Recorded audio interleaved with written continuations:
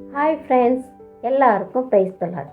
இயேசு கிறிஸ்துவின் இனிய நாமத்தினாலே உங்களை வாழ்த்தி வரவேற்கிறேன். 34வது கதை, யோசேப்பு தன் குடும்பத்தோடு இணைதல். அவங்க அண்ணனுங்க எல்லாரும் வந்து வரிசையாக நிற்கிறாங்க. தம்பி எல்லாரும் யோசேப்பு பார்க்குறான். அவனால் கண்ட்ரோல் பண்ணவே முடியல. கண்ட்ரோல் பண்ண முடியாமல் அவன் ஃபீல் பண்ணுறான். அடக்க முடியல, என்ன செய்யன்னு தெரியலை, எல்லாரையும் வெளியே அனுப்புங்க அப்படின்னு சொல்கிறான். வெளியே அனுப்பிட்டு இவன் உள்ளே போய் அழுகுறான், புலம்புறான், என்ன பண்ண தெரியாமல். அதுக்கப்புறம் அழுது எல்லாம் முடிச்சுட்டு திரும்ப வெளியே வரான். வெளியே வந்து நான் தான் உங்கள் தம்பி யோசேப்புன்னு சொல்லிடுவான். ஒன்று எல்லாருக்கும் ஷாக் ஆகிடும். என்னது, நீ யோசேப்பா அப்படின்னு நாங்கள் நம்பவே மாட்டோம் அப்படிங்கிறோம். இல்லைண்ணா, நீங்கள் என்னை விற்றீங்கல்ல, அது நான் தான், என்னதான் நீங்கள் விற்றீங்க அப்படின்னு சொல்லுவோம். எனக்கு ஒன்றுமே ஓடாது. இது நம்ம வித்த யோசேப்பா இது அப்படின்னு சொன்னே எல்லாருக்கும் அதிர்ச்சி ஆயிரும். இவனுக்கு இருந்தாலும் நம்ப முடியல. ஒரு பக்கம், அண்ணா உங்கள் மேலே எந்த தப்பும் இல்லைண்ணா, தேவன் தான் என்னை இந்த இடத்துல கொண்டு வந்து நிப்பாட்டி இருக்காரு. நம்மளாம் பஞ்சத்தில் நம்ம குடும்பம் கஷ்டப்படக்கூடாதுன்றதுக்காக தான் என்ன இந்த இடத்துல ஒரு ராஜாவாக உட்கார வச்சு உங்களை பார்த்துக்கிறதுக்காக அவர் என்னை எங்கே நியமிச்சிருக்காருண்ணா. இது உங்களோட இது எதுவுமே இல்லைண்ணா, தேவனோட சித்தத்தின் படிதமா இது நடந்திருக்கு. நீ உங்கள் மேலே எந்த தப்பும் இல்லைண்ணா அப்படி சொல்லுவான். இல்லையோ சேப்பே என்னை மன்னிச்சிருன்னு சொல்லிட்டு அவங்கள மன்னிப்பு கேட்பாங்க. அப்புறம் அவன் தம்பியை கட்டி பிடிச்சி அழுகுறான், முத்தம் கொடுக்குறான், எல்லாம் கொஞ்சுறான்.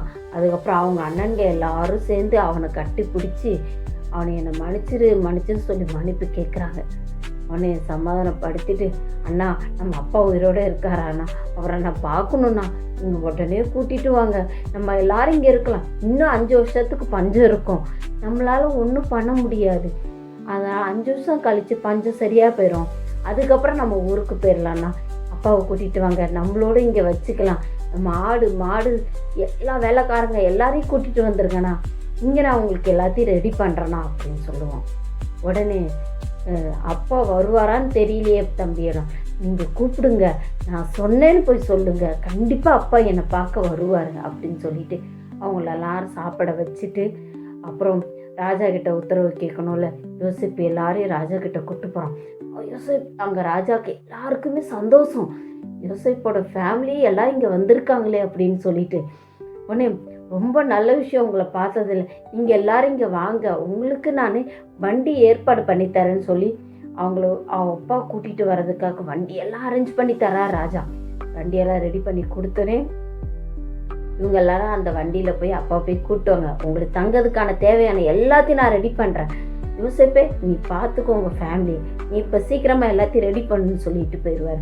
உடனே யோசேப்புக்கு ரொம்ப சந்தோஷம், அண்ணா போய் கூட்டிகிட்டு வாங்கலான்னு சொல்லிட்டு அவங்க அண்ணன்களை எல்லாரையும் அனுப்பி வைக்கிறான். அனுப்பி வச்சும் போது வண்டியில் போகிறாங்க. போனோடனே அப்பா கிட்ட போனோடனே, அப்பா நம்ம யோசேப்பு சாகலைப்பா, உயிரோட தான்ப்பா இருக்கான் அப்படின்னு சொன்னே யாக்கோபுக்கு என்னன்னே ஒன்றும் ஓடலை. என்னது, நம்ம பையன் உயிரோட இருக்கானா, அது எப்படி அப்படின்னு சொல்லி கேட்கணும். இல்லைப்பா உயிரோட தான் இருக்கிறான்னு சொல்லி யோசேப்பு சொன்ன விஷயத்த எல்லாத்தையும் அவங்க அப்பாட்ட சொல்கிறாங்க. வண்டியை காட்டுறாங்க, கொண்டு வந்த பொருள் எல்லாத்தையும் காட்டுறாங்க.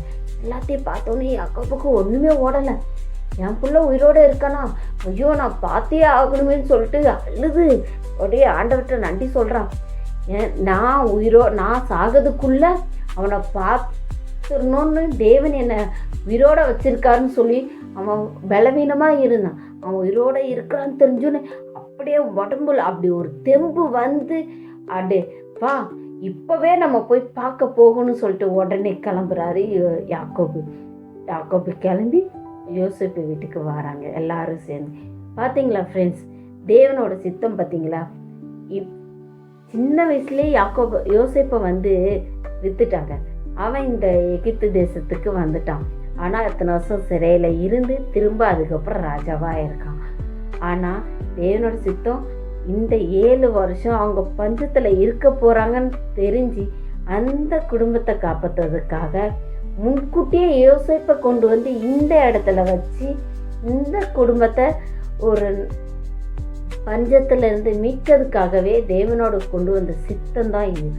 எத்தனை வருஷம் சைக்கிள் இது மாதிரி அப்படியே சுற்றி வந்து கொண்டு வந்து நிப்பாட்டியிருக்கு.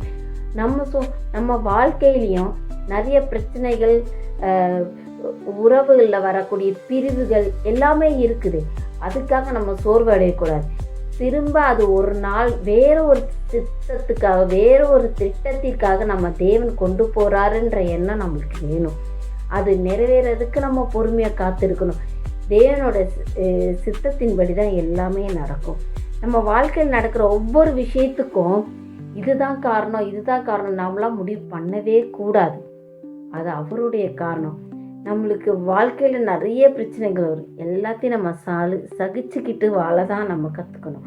யோசேப்பு அப்படி வாழ்ந்தான். இப்போ ராஜாவாக இருக்கிறான். அவங்க குடும்பத்தை அவனால் மீட்கப்பட்டிருக்கு. ஓகே ஃப்ரெண்ட்ஸ், உங்களுக்கு இது பிடிச்சிருந்தா லைக் பண்ணுங்கள், ஷேர் பண்ணுங்கள், சப்ஸ்கிரைப் பண்ணுங்கள், கமெண்ட் பண்ணுங்கள்.